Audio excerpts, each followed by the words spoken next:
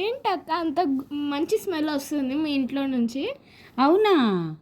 నేనైతే ఈరోజు మునగాకు పులావ్ చేశాను. నాకు రెసిపీ చెప్పక్క. నీకు రెసిపీ చెప్పాలంటే ఒక షరతు.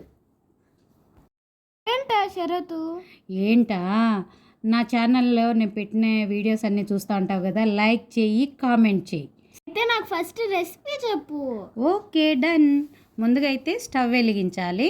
తర్వాత ఒక టేబుల్ స్పూను నెయ్యి వేసుకోవాలి. నెయ్యి వేడైన తర్వాత బిర్యానీ ఆకు, కొద్దిగా చెక్క, 3 లవంగాలు, కొద్దిగా సాజీరా, 2 ఇలాచీలు వేసుకొని దోరగా ఫ్రై చేసుకోవాలమ్మాయి.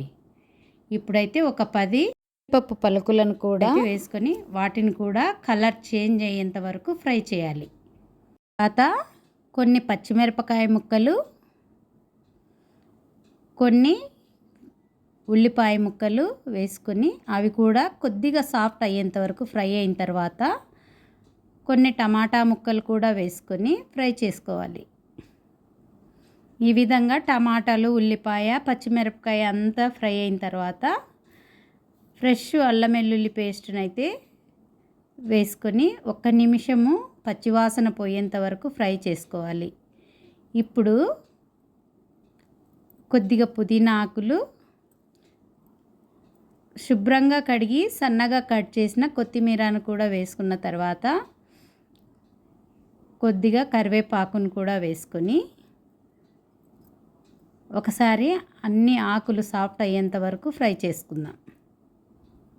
కప్పు మునగాకునైతే శుభ్రంగా కడిగి తీసుకోవాలి.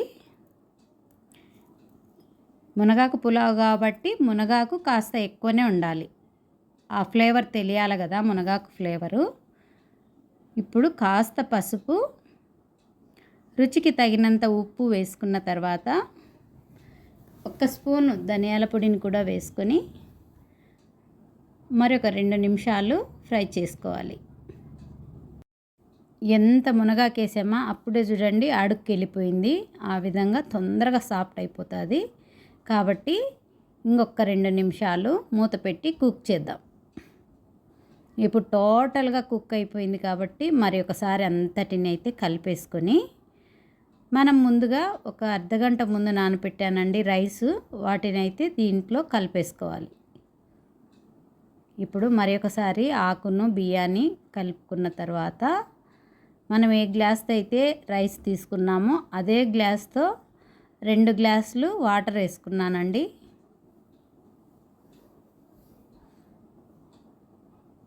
ఇప్పుడు మరి ఒకసారి కలిపేసుకొని మూత పెట్టి కుక్ చేసుకుందాం.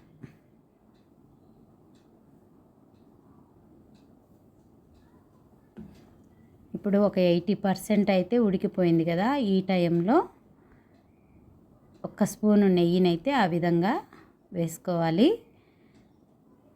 మూత పెట్టేసి వెయిట్ పెడదామండి, ఆవిరి బయటికి వెళ్ళకుండా.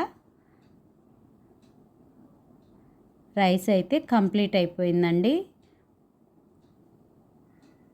చూడండి ఎలాంటి మంచి ఫ్లేవర్ వస్తుందండి, పలావ్ ఫ్లేవరే. ఇప్పుడు ఫ్రెష్ కొత్తిమీరతో గార్నిష్ చేసుకొని సర్వింగ్ బౌల్లోకి సర్వ్ చేసుకుంటే ఎంతో టేస్టీ అయిన పులావ్ అయితే రెడీ అయిపోయింది. వావ్ అక్క, భలే ఉంది మీ రెసిపీ. నేను ఖచ్చితంగా మీ ఛానల్కి సబ్స్క్రైబ్ చేస్తాను. ఖచ్చితంగా లైక్ చేస్తాను అక్క. అలాగే మా ఫ్రెండ్స్కి కూడా షేర్ చేస్తాను ఇలాంటి మంచి హెల్తీ రెసిపీస్. ఖచ్చితంగా రేపు మా ఇంట్లో చేసుకుంటాం అక్క. Okay, done. Thank you for watching friends. మీ అందరికైతే నచ్చింది అనుకుంటున్నాను. మరి ఒక కొత్త వీడియోతో, హెల్త్ బెనిఫిట్స్ గల వీడియోతో మీ ముందుకు వస్తాను. Thank you for watching.